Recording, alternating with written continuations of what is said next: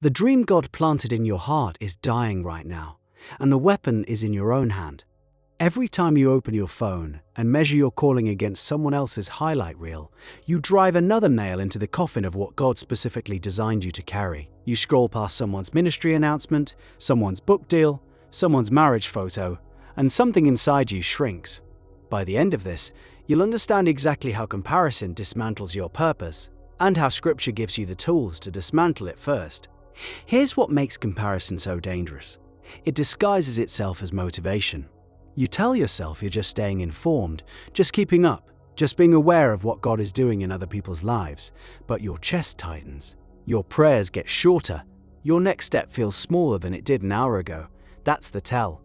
Genuine inspiration expands your faith, comparison collapses it. David understood this collapse from the inside. In 1 Samuel chapter 17, every soldier in Israel's army looked at Goliath and measured themselves against him. Height against height, armor against armor, sword against sword.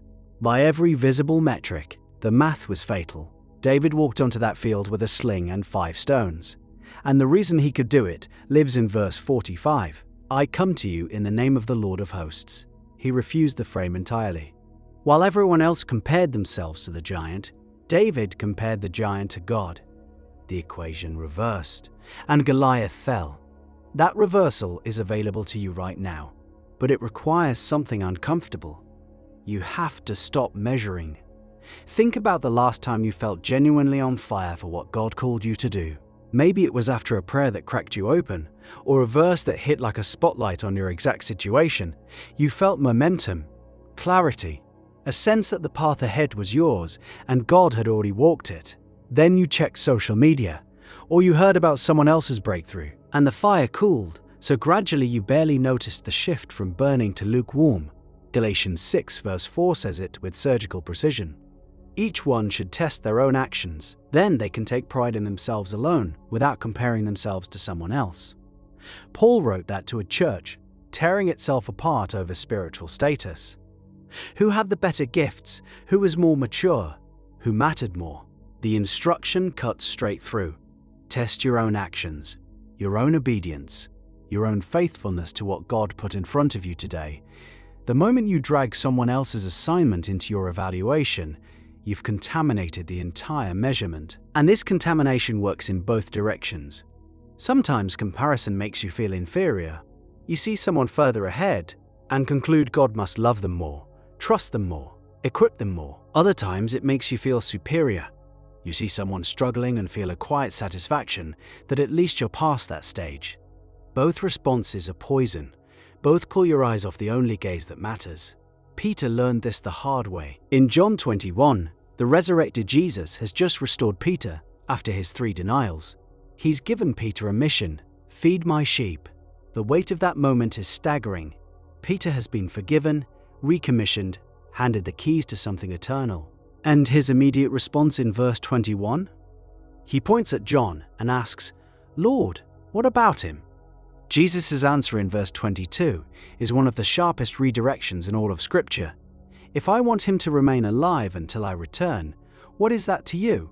You must follow me. 4 words that should be tattooed on the inside of every Christian's eyelids.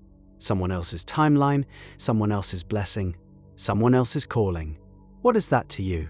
Your assignment stands independent of every other assignment God has ever given. The moment you yoke your obedience to someone else's outcome, you've created a God out of comparison and asked it to validate what only the true God can confirm. So, why do we keep doing it? Because comparison offers something faith doesn't: immediate, visible evidence. You can see the other person's results. You can count their followers, their income, their opportunities. Faith asks you to trust what you can't see. Hebrews 11 verse 1. Faith is confidence in what we hope for and assurance about what we do not see. Comparison is the counterfeit of faith. It offers certainty based on visible metrics, while God asks you to walk by invisible conviction. The counterfeit feels safer. That's why it's so hard to release. Breaking free starts with recognizing what comparison actually costs you. It costs you time. Hours spent analyzing someone else's progress are hours stolen from your own. It costs you creativity, a mind consumed with measuring, can't receive fresh vision. It costs you intimacy with God. You can't hear a specific word for your life when you're drowning in noise about everyone else's. And it costs you joy. Psalm 16 verse 11 says, "You make known to me the path of life. You will fill me with joy in your presence." Joy lives in God's presence, on your path. Every glance sideways is a step off that path and away from the joy waiting on it. The discipline of breaking comparison's grip looks ordinary. That's what makes it hard. You expected a dramatic deliverance, a single prayer that snaps the chains. Instead, it's daily. You wake up and choose, before your feet hit the floor, to thank God for your specific assignment. You open Scripture before you open Instagram. You pray for the person whose success triggered your insecurity. Genuinely pray, asking God to bless them further. And watch how that prayer rewires your heart over weeks. Bitterness can't survive in the same space as intercession. You journal what God has already done in your life, the answered prayers you've forgotten, the doors that opened when every logical path was closed, the growth you can't see because you're too busy staring at someone else's garden. Your garden has fruit in it. Real fruit. Fruit that took seasons of faithfulness to grow. Comparison blinds you to your own harvest. A skeptic inside you might push back here, but I need to be aware of what others are doing. Iron sharpens iron. Community means seeing each other's work. Fair, Proverbs 27, verse 17, does affirm mutual sharpening, but sharpening requires contact with purpose, blade against blade at the right angle. Scrolling through curated highlights at 2 a.m. while questioning your calling is a blade turned inward. The difference between godly community and toxic comparison is proximity and intention. Community says, "How can I learn from your journey?" Comparison says, "Why isn't my journey like yours?" One builds, the other bleeds. Jeremiah 29, verse 11 is quoted so often it can lose its edge. But read it slowly. "For I know the plans I have for you, declares the Lord, plans to prosper you and not to harm you, plans to give you hope and a future." The plans I have for you, specific, individual, crafted with your exact wiring, your exact wounds, your exact capacity for growth. God didn't hand out a generic blueprint and tell everyone to race toward the same finish line. He wrote a story for you that requires your specific voice, your specific scars, your specific willingness to show up on the days when no one claps. The most dangerous season for comparison is the waiting season. When God has given you the dream but the timeline feels cruel. You watch others launch while you're still preparing. You see doors open for them while yours stays shut. And the whisper comes, maybe God forgot, maybe he changed his mind, maybe you heard wrong. That whisper is a lie wearing the clothes of logic. James 1, verses 3 and 4 speak directly into that waiting. The testing of your faith produces perseverance.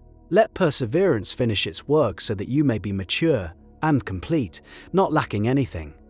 The wait is producing something in you. Comparison tries to convince you the wait is wasted. God says the wait is the work. Every morning you have a choice. You can pick up the measuring stick or you can pick up the cross. The measuring stick asks, where am I relative to them? The cross asks, am I willing to die to what I think I deserve and trust the one who already gave everything? Those two tools build completely different lives. One builds a life of anxiety dressed up as ambition. The other builds a life of peace rooted in surrender. Your dream is still alive. The seed God planted hasn't rotted. It's buried, and buried things look dead until the season turns. Stop digging it up to compare it to someone else's bloom. Water it with prayer. Feed it with scripture. Protect it with boundaries around what you consume and who you allow to narrate your worth. The only voice qualified to speak over your calling is the voice that spoke you into existence. Put the measuring stick down, pick up your assignment, and walk your path with your eyes fixed on the author who wrote it, because he's still writing, and the next chapter requires your full attention.